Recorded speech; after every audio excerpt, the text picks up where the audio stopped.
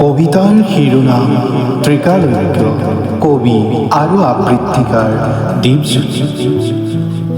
অৰ্থহীন জীৱনৰ গতিপথবোৰ লাগে খেলিমেলি ৰুল, লক্ষ্যহীন সপোনৰ যাত্ৰা পথবোৰ হয় মনস্তাত্ত্বিক বোল।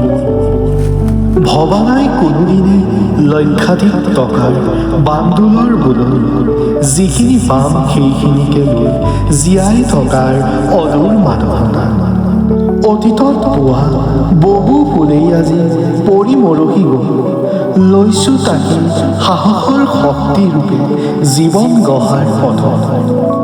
দিনে নিশাই লাগি আছোঁ চেষ্টা জীৱন্তীক ন ৰূপ দিবলৈ, নাজানো বৰ্তমানে কৰা প্ৰতিটো কামেই যে হ'ব সপোন গঢ়াৰ জালিকা।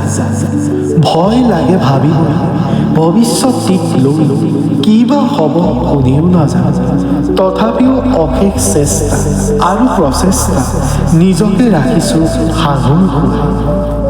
জীৱন যৌৱনৰ প্ৰতিটো মিঠা মিঠা লগা হ'লেই যেন হ'ব সুমধুৰ, এই তিনিজুলি যেন গঢ়ি দিব ন ৰূপ ন সৃষ্টিৰ মানৱ সম্পদ। নেদেখা জনক প্ৰণিপাত আগুৱাব খোজো সফলতাৰ প্ৰভাতী প্ৰভাত।